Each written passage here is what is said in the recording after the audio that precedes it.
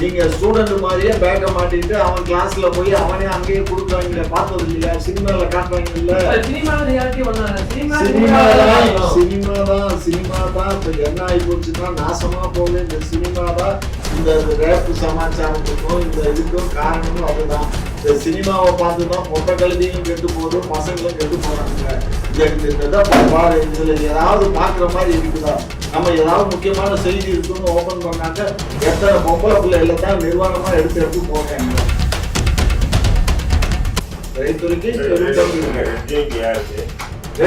நாங்க only for release தான். இப்பதான் ஒரு எங்க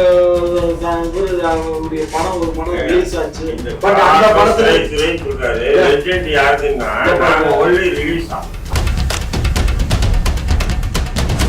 கிட்டத்தட்ட யூனிவர்சிட்டி, பாரத் யூனிவர்சிட்டி இருக்குது. அவங்க எல்லாம் பல்கலைக்கழக, அவங்க எல்லாம் வேந்தரா இருந்து ரொம்ப அருமையா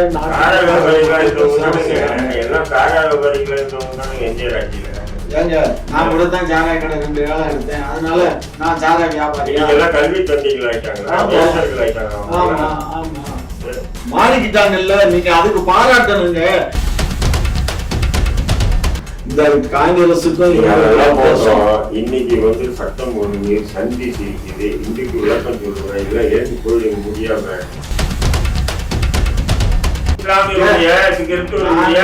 ஒடுக்கப்பட்ட மக்களுடைய வாக்குகளை இலவசமா வாங்கினவங்க. அதுக்காகவே ஆகாத பேசுவோம். ஆனா உள்ளுக்குள்ள ஒரு கள்ள வரும். கள்ள உறவு. அது 16 வயது பருவமாங்க, 18 வயது இளைஞர். இந்த மனிதனா இருந்தா பரவாயில்ல. நான் தான் எச்சின்னு சொல்றேன். அதாவது மனித நேயமே, மனித அதெல்லாம் ஒரு ஜந்துப்பா. அது மனிதனே இல்ல, ஒரு ஜந்து. அந்த ஜந்து ஒரு பேசுறதுங்கிறதுக்காக போய் அந்த ஆளை புடிச்சு உள்ள தூக்கி போட்டோம்னா.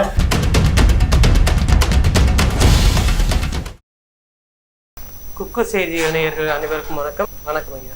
இப்போ நம்ம ஒரு 2 வருஷத்துக்கு முன்னாடி பார்த்தோம்னா இந்த போதை தடுப்பு சிறப்பு காவலர்கள் என்ன பண்ணாங்கன்னா, காலேஜ் பக்கத்தில் இருக்க கடைகளில், மெடிக்கல், அது மாதிரி நிறைய போதைப் பொருட்கள் எடுத்தாங்க.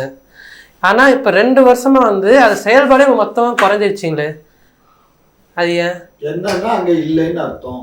இல்லைன்னா எப்படிங்க? நிறைய கல்லூரி மாணவர்கள் இப்பதான் ஐயா அவங்கதான் செயின் மாதிரி வச்சிருக்காங்க. கண்ண நீங்க ஸ்டூடெண்ட் மாதிரியே பேக்க மாட்டிட்டு அவன் கிளாஸ்ல போய் அவனே அங்கேயே கொடுக்குறாங்க. பார்த்தது இல்லையா? சினிமால காட்டுறாங்க இல்ல. சினிமா தான் இப்ப என்ன ஆகி போச்சுன்னா நாசமா போவே. இந்த சினிமா தான் இந்த ரேப்பு சமாச்சாரத்துக்கும் இந்த இதுக்கும் காரணமும் அதுதான். இந்த சினிமாவை பார்த்துதான் பொட்ட கழுதிகளும் கெட்டு போகுது, பசங்களும் கெட்டு போறானுங்க. இந்த பாரு, இதுல ஏதாவது பாக்குற மாதிரி இருக்குதா? நம்ம ஏதாவது முக்கியமான செய்தி இருக்குன்னு ஓபன் பண்ணாக்க எத்தனை பொம்பளை பிள்ளைகளை தான் நிர்வாணமா எடுத்து போடுறாங்க. தேவையாது? அவங்க ஆத்தா வயிற்றுல இருந்து தானே பிறந்தான், அவங்க ஆத்தா வயிற்றுல இருந்து நிர்வாணமா தானே பெற்றா. அப்படி இருக்கும்போது அவங்களுக்கு புத்தி வேண்டாமா? இது நம்ம தாய், இது நம்ம சகோதரி, நம்ம பிள்ளைகள் அப்படிங்கிற எண்ணம் வேணுமா இல்லையா? ஒரு வாத்தியம் ஸ்கூல்ல படிக்கிற 13 வயசு பிள்ளைய அவன் கெடுத்திருக்கானுங்கன்னா, அது 3 வயசு சேர்ந்து அவங்களெல்லாம் அங்கனே அந்த இடத்துல சிரசேதம் பண்ணியிருக்கணும். இதெல்லாம் ரொம்ப அயோக்கியத்தனம் நடக்குது கண்ணு. இதுக்கு காரணம் முழுக்க காரணம் இந்த மீடியா தான். இந்த மாதிரி இந்த மீடியாக்கள், அதே மாதிரி இந்த திரைத்துறைக்கு பெரும்பங்கு திரைத்துறைக்கு தான் இருக்கு. திரைத்துறைக்கு பெரும்பங்கு இருக்கு. ரெட் ஜெயிண்ட் நாங்க ஒன்லி ஃபார் ரிலீஸ் தான். இப்பதான் ஒரு எங்க படம் ஒரு படம் ரிலீஸ் ஆச்சு. பட் அந்த படத்துல ஆமாங்க, படத்தை நாங்க வாங்கி ரிலீஸ் பண்றோங்க. நாங்க படம் தயார் பண்ணல. இப்பதான் அந்த மேடம் ஒரு படம் தயார் பண்ணி என்ன பண்ணீங்க அந்த படம்? நான் அந்த படம் பார்த்தேன். வாங்கி வைக்கணும். சன் பிக்சர்ஸ் படம் தயாரிக்குதுல்ல, சன் பிக்சர்ஸ் படம் தயாரிக்குது. அதை வாங்கி இவங்க ரெட் ஜாயிண்ட் மூவிஸ் ரிலீஸ் பண்றாங்க. நீங்க தானே சொல்றீங்க இந்த படத்தினாலதான் திரைப்படங்களால. ஆமா, இல்ல இப்ப அவங்க படம் இல்ல. நீங்க அவங்க எல்லாம் பெரிய பட்ஜெட்ல தயார் பண்ற படம், அதுல எல்லாம் வல்கராவோ இதுவோ இருக்காது கண்ணா. நீங்க நல்லா பாருங்க, அதுல நல்லா பாக்கணும். சன் பிக்சர்ஸ் தயார் பண்ற படங்களை பாருங்க. அதுல எல்லாம் ஏதோ ஒரு ஏதாவது டான்ஸ் தான் இருக்கும். அந்த காலத்திலேயே கிளப் டான்ஸ் ஆடலையா கண்ணு? இப்ப விடுங்க கண்ணு. கலன் ஹிந்தியில ஒரு நடிகை பயங்கரமா ஆடும். அதுக்கப்புறம் ஆதரிங்கன்னு எதிர்த்து பேசுறீங்க. எதிர்த்து தான் பேசுறேன். இப்படி கலவன்னா அப்படி கலவணும்னு போடாதீங்க. இங்க பாருங்க, நாங்க எதுக்குறோம், நாங்க வந்து திரைத்துறையை வந்து மாசத்துக்கு வந்து 100 படம் ரிலீஸ் ஆச்சுன்னா 90 படம் அவன் தான் ரிலீஸ் பண்றான். 90 படம் நாங்க ரிலீஸ் பண்ற படம் ரிலீஸ் தாங்க பண்றோம். அதுக்கு இதுக்கு என்ன சம்பந்தம்? நாங்க படம் தயாரிப்பாளர் இல்ல, படம் தயாரிப்பாளர் காசு வாங்கி ரிலீஸ் பண்ணி நீ கோடிக்கணக்கில் சம்பாதிக்கிறீங்களா? அது ஏன் பண்றீங்க? நீங்க மக்கள் நாசமா கொண்டு வந்தாங்க. அதெல்லாம் மக்கள் நாசமா போகணும்னு நாங்க நினைக்கல, நீங்க தான் நினைக்கிறீங்க. இந்த நாடே குட்டிச்சவரா போகணும்னு இங்க இருக்க நீங்க தான் நினைக்கிறீங்க. நாங்க நினைக்கிறோம் நீங்க நல்லா இருக்கணும்னு சொன்னீங்க. அதான் லட்சக்கணக்கான கோடி ஊழல் பண்ணி வச்சிருக்கீங்க. நாங்களும் அப்படி ஊழல் பண்ணா ஊழல்னு சொன்னா எங்க கட்சிக்கே ஊழல்ங்கிற வார்த்தைக்கே ஸ்பெல்லிங் தெரியாதுங்க. ஊழல் சொல்றீங்க. சர்க்கார கமிஷன் அறிக்கையிலே சொல்லுங்க. ஆமா, சர்க்கார கமிஷன் என்ன பண்ணீங்க? நல்லா கேட்டு சர்க்கரை என்ன ஆச்சு? சர்க்கரை எறும்பு சாப்பிட்டுச்சு, கோணி என்ன பண்ணிச்சு, கரையான் சாப்பிட்டுச்சுன்னு சொல்லவர் தான் உங்க தலைவர். இவங்க வந்து இப்போ நயாண்டி ஏங்க ஏதாவது குற்றச்சாட்டு இருந்துச்சா, அதன் பேர்ல வழக்கு நடந்துச்சா? எங்க முதலமைச்சர் ஜெயிலுக்கு போனாரா? செந்தில் பாலாஜி பாருங்க, செந்தில் துரைமுருகனுடைய மகன் கதிர் ஆனந்த் வந்து அடிக்கடி போயிட்டு இருக்காரு. எதுக்கு போறாரு? இங்க பாருங்க, அவங்களுடைய ஜெகத்ரட்சன் போனாரு. எதுக்கு போனாரு? இங்க பாருங்க, ஜெகத் ரட்சகன் 2 பெரிய மருத்துவமனைகள், மருத்துவக் கல்லூரி, 2 மருத்துவக் கல்லூரி இருக்கு. அவருக்கு ஒரு நாள் டேர்ன் ஓவரே 100 கோடி டேர்ன் ஓவர் ஆகுதான். 100 கோடி புரிஞ்சுக்கோங்க. அதுவும் இந்த குரோம்பேட்டையில மிகப்பெரிய ஒரு ஹாஸ்பிட்டல், அந்த ஹாஸ்பிட்டல்ல அவ்வளவு இன்கம். பாண்டிச்சேரியில ஒரு ஹாஸ்பிட்டல், அங்கேயும் பெரிய இன்கம். கிட்டத்தட்ட யூனிவர்சிட்டி, பாரத் யூனிவர்சிட்டி இருக்குது. அவங்க எல்லாம் பல்கலைக்கழக, அவங்க எல்லாம் வேந்தரா இருந்து ரொம்ப அருமையான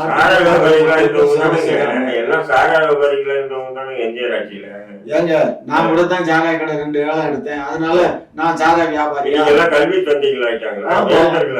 ஆமா ஆமா, மாறிக்கிட்டாங்கல்ல. நீங்க அதுக்கு பாராட்டணுங்க. ஒரு சாராயம் வித்தவரை அந்த தொழிலை விட்டு இன்னைக்கு வந்து ஒரு கல்வி தந்தையா மாறி இருக்காங்க. அரசாங்கம் சாராயம் எழுதிச்சு, கல்வியாச்சும் நம்ம விற்போம்னு சொல்லி விற்கிறானுங்க. வேற என்ன பண்றது? கல்வியை விற்கிறாமா? விற்காம என்ன பண்றது? வாத்தியாருக்கு சம்பளம் கொடுப்பா? நீங்க இலவசமா நீங்க வந்து பாடம் நடத்துறீங்க. இலவசம் அதுதாங்க வாத்தியாருக்கு சம்பளம். வெளிநாட்டுல லட்சக்கணக்கில் கோடி கணக்கில் செலவு பண்ணி அந்த பள்ளி கல்லூரியில படிச்சுட்டு இருக்காங்க. தனியார் அரசு ஒழுக்கமான தனியார் பள்ளி கல்லூரிகள் நடத்தி இருந்ததுன்னா ஏன் அவங்க போய் அங்க போய் காசு கொடுத்து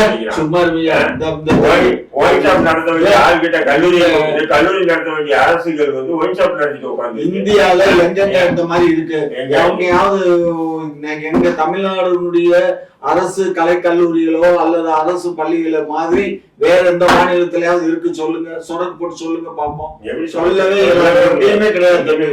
எனக்கு நான் ஆய்வு பண்ண விதத்துல தமிழ்நாடுதான் கல்வியில 5000 கோடி தேர்தல் உங்களுக்கு செலவு பண்றாங்க. எந்த காசு? 5000 கோடி. நாங்க இதுக்கு 500 கோடி கூட செலவு பண்ணி 5000 கோடி ஒவ்வொரு பொது தேர்தலையும் உங்க திமுக செலவு பண்ற காசு ஏது வந்தது உங்களுக்கு? நாங்க எங்க 5000 கோடி எங்க கட்சி தான். என்னமோ இவரு 1536 கோடி என்னமோ கொடுத்தாரு அந்த மார்டின். அதுதான் எங்களுக்கு காசு. அது இப்ப எல்லாம் பாத்தீங்கன்னா நேற்றுக்கு ஒரு ரிலீஸ் பண்ணிருக்கான். 2350 கோடி வந்து பாஜக கொடுத்திருக்கான். காங்கிரஸ்க்கு வந்து 1000 கோடி தான் வந்திருக்குது இந்த பாண்டுல. நீங்க ஒரு மாதத்துல 500 கோடி வாங்குறீங்க. அவங்களாச்சும் 10 மாநிலத்துல ஆண்டுட்டு இருக்காங்க. அவங்க வாங்குறது கூட ராஜிகா 1000 கோடி. ஒரு மாசம் ஒரு மாநிலத்தை ஆண்டுகிட்டு 580 கோடி வாங்கிருக்கீங்க நீங்க. அதே அவன் வாங்கினது வேறங்க. இப்ப இந்த தேர்தல் 2024 தேர்தலுக்கு அப்புறம் வந்த காசை சொல்றேன் நானு. நீங்க என்ன நேத்திக்கு போட்டிருக்கான் பட்ஜெட் இந்த காங்கிரஸுக்கும்.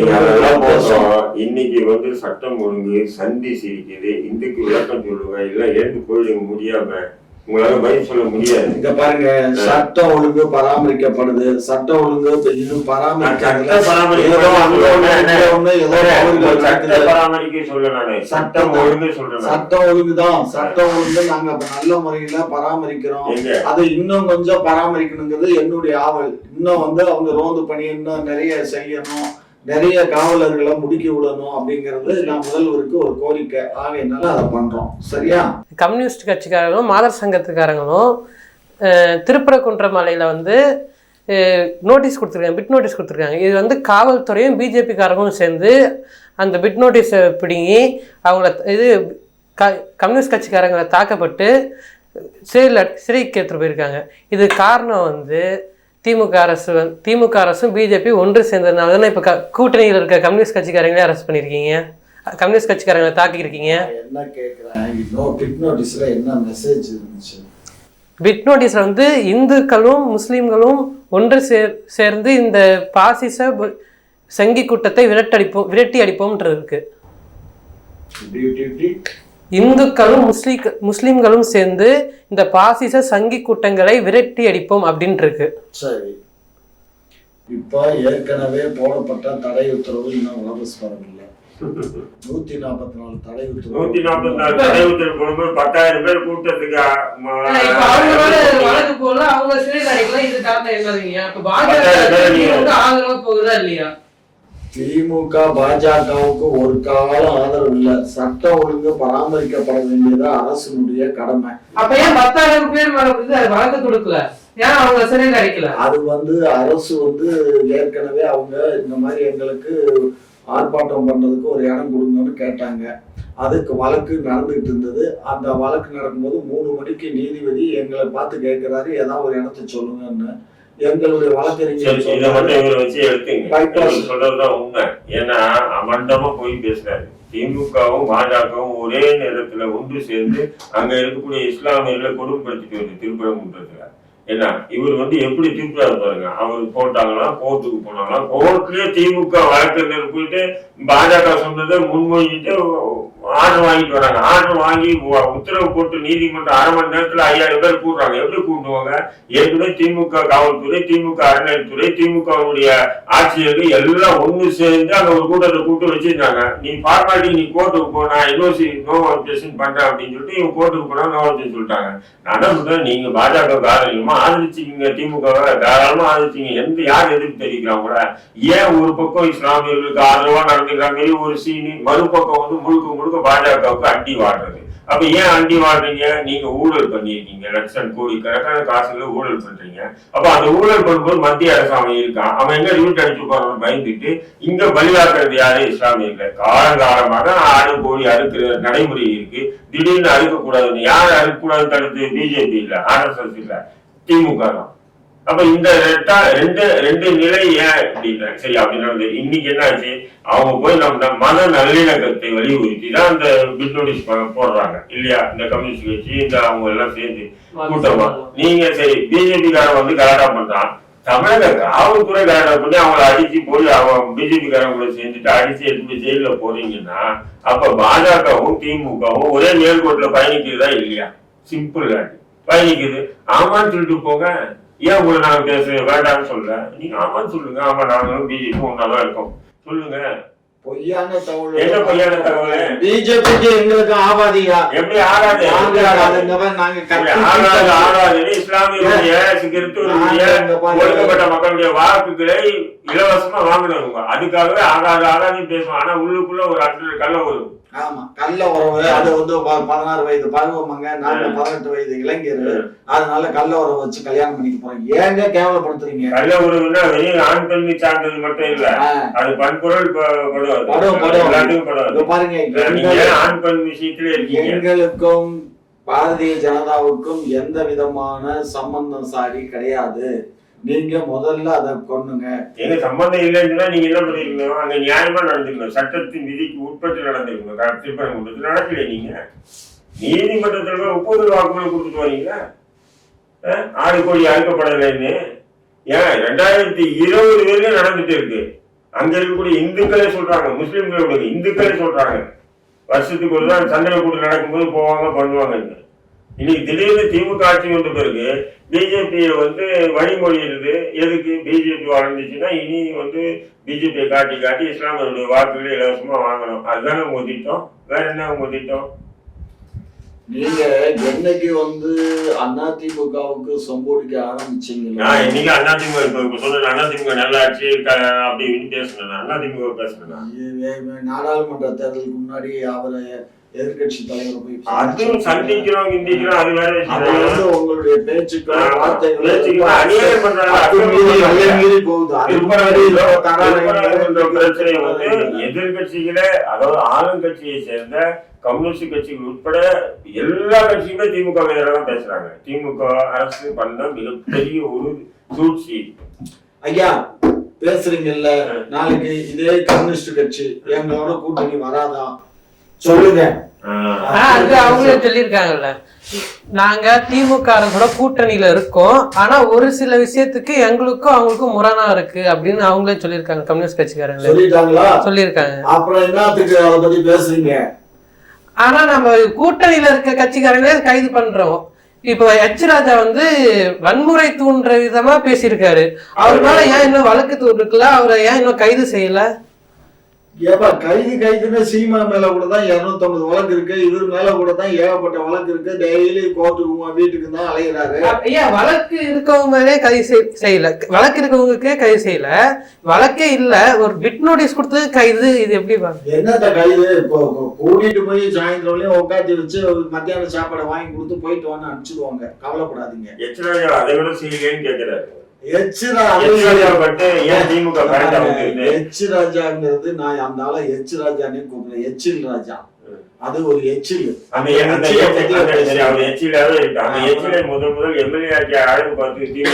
நாங்கள் மிகப்பெரிய தவறையா, அந்த தவறுக்கு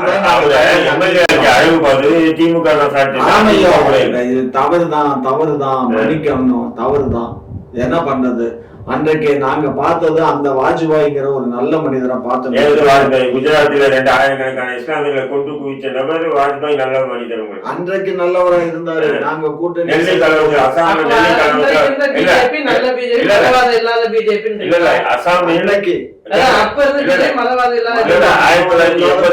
அசாமில வந்து நல்லி கலவரம் ஒரு கலவரம் நடந்து 10,000க்கும் மேற்பட்ட இஸ்லாமியர்கள் கொல்லப்பட்டதுக்கு முழு மூல காரணம் வாஜ்பாய். அவர் நல்லவர். அவங்களுக்கு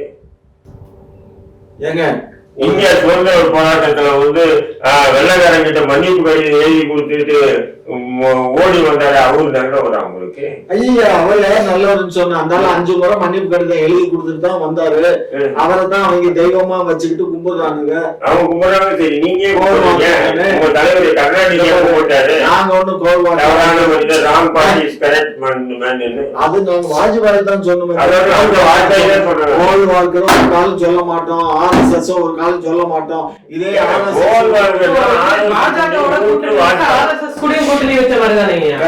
நாங்க அந்த நேரம் வந்து மினிமம் காமன் ப்ரோக்ராம் வச்சுதான். என்ன காமன் குஜராத்ல வந்து ஆயிரக்கணக்கான இஸ்லாமியர் கொள்றதுக்காக காமன் ப்ரோக்ராம் எழுதினீங்க, ஒப்பந்தம் வாங்கிட்டீங்களா? ஐயா அது அந்த மாநிலத்துல நடந்த நிகழ்வு. நீங்க கூட்டணியில இருந்தீங்களா? மத்தியில தான் நாங்க கூட்டணியில இருந்தோம்.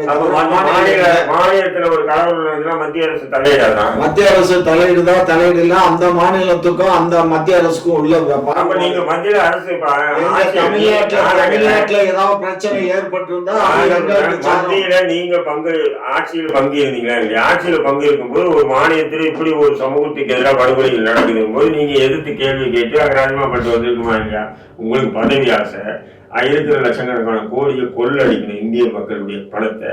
அதுக்காக நீங்க அங்கே பண்ணி அண்டி படிச்சிட்டீங்க திமுக. இன்னைக்கு அதெல்லாம் முடிஞ்சதுக்கு அப்புறம் இப்ப பாசிசம் பாயாசம் பாஜக எதிர்ப்புன்ற சீன் போட்டு இஸ்லாமியருடைய வாக்குகளை இலவசமா பெற்றுட்டு இருக்கீங்க. அதான் நீங்க ரொம்ப எல்லாம் மீறி போறீங்க. எல்லாரும் மீறலைங்க. அந்த பக்கம் வரணும். ஒரு விஷயம் நல்லா புரிஞ்சுக்கோங்க.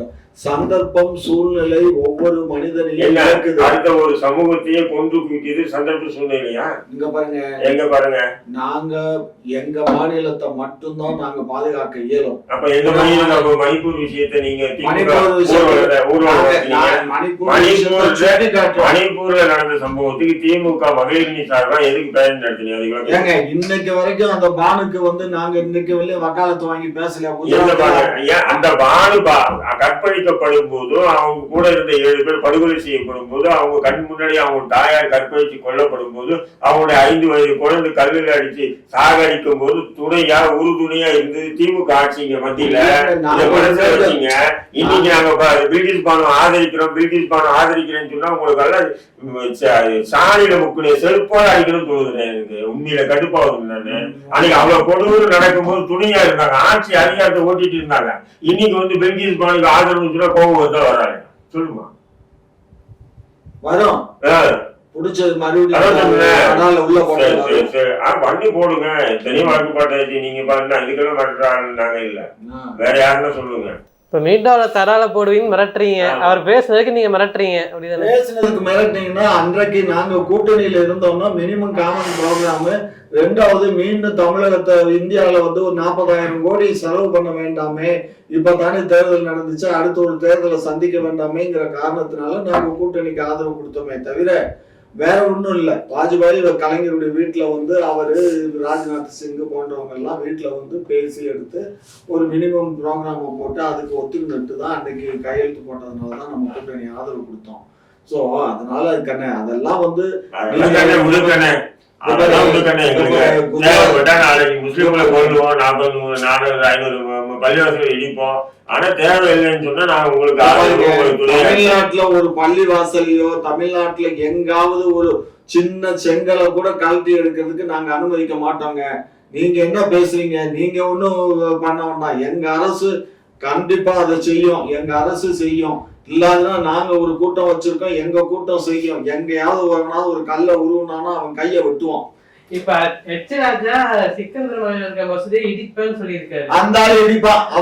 அதுக்கே நாம இது இப்ப திமுக அரசு எந்த ஒரு கண்டனம் கூட இடிப்பேன்னு சொல்றான். அந்த லூசுக்கு எங்க மனிதனா இருந்தா பரவாயில்ல, நான் தான் எச்சின்னு சொல்றேனே. அதாவது மனித நேயமே மனித அதெல்லாம் ஒரு ஜந்துப்பா, அது மனிதனே இல்ல, ஒரு ஜந்து. அந்த ஜந்து பேசுறதுங்கிறதுக்காக போய் அந்த ஆளை புடிச்சு உள்ள தூக்கி போட்டோம்னா அங்கேயும் போய் அந்த ஜந்து அங்க இருக்கவங்களை 10 பேரை சேர்த்துக்கிட்டு அங்க கத்திட்டு கிடக்கும் கலந்துக்க. இவங்களை எல்லாம் விட்டு வெளியில விட்டாதான் நல்லது. உள்ள தூக்கி போட்டோம்னா உடுக்க சிறைச்சாலையும் கெட்டு போயிடும். இப்ப என்ன கேக்குறேன்னா, இப்ப எச் ராஜா வந்து பெரியாரை பத்தி பேசினாரு ஒரு காலகட்டத்துல.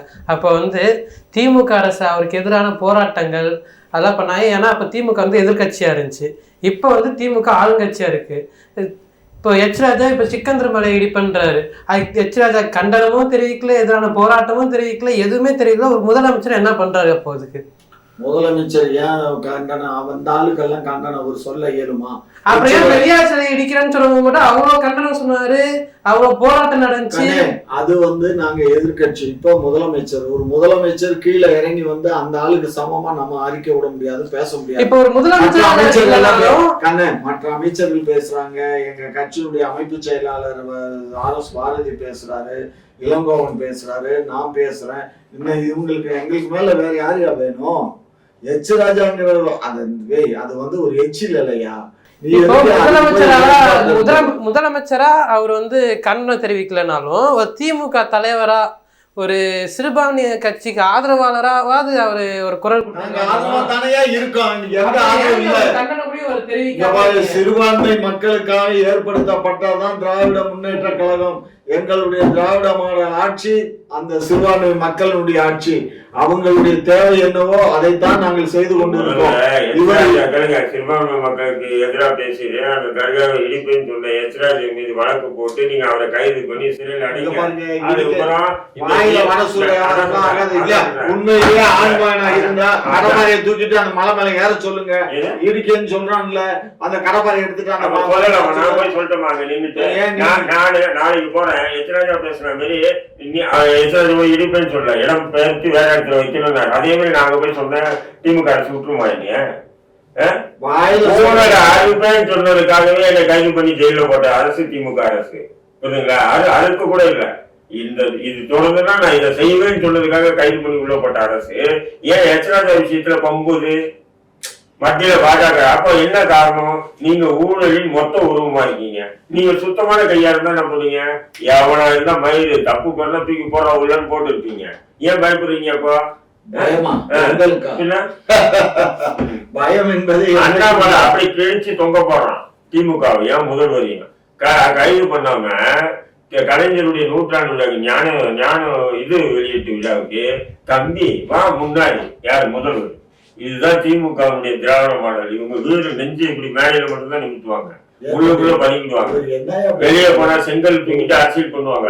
அங்க உள்ள போனாங்கன்னா முதல் மோடி கிட்ட இப்படி கை கட்டிக்கிட்டு கெஞ்சி கூத்தாடிட்டு நலனை பெறக்கூடிய கூட்டம் இது. இவங்க இங்க தமிழ்நாட்டுல இஸ்லாமியர்களையும் கிறிஸ்தவர்களையும் ஒடுக்கப்பட்ட மக்களையும் ஏமாற்றி அரசியல் விபச்சாரம் செய்யறாங்க. சார், நீங்க தவறான தகவல்களே பரப்புரை பண்றீங்க. நாங்க முகமதியர்களுக்கு சிறுபான்மை மக்களுக்காகத்தான் திமுக. நாங்க என்றைக்கும் திராவிட முன்னேற்ற கழகம், நாங்கள் எங்க கட்சி இருக்கும் வரை எப்போதும் நாங்க முகமதியர்களை விட்டு கொடுக்க மாட்டோம். அவர்களுக்கும் கிறிஸ்தவர்களையும் நாங்கள் ஒருங்கிணைத்து ஒரே நேர்கோட்டில தான் நாங்க கொண்டுட்டு போறோம். ஆகையினால நாங்க இந்துக்களாக இருந்தாலும் சரி, முஸ்லிம்களாக இருந்தாலும் சரி, கிறிஸ்தவர்களாக இருந்தாலும் சரி, எங்களுக்கு இறைவன் ஒருவனே. அவன் எங்களுடைய பேரறிஞர் அண்ணா சொன்னது மாதிரி ஒன்றே குலம் ஒருவனே தேவன். அவ்வளவுதான். குக்கு செய்திகளின் அடுத்த விவாதத்தை மீண்டும் சந்திப்போம். நேயர்கள் அனைவருக்கும் நன்றி. ஐயா, நன்றிங்க.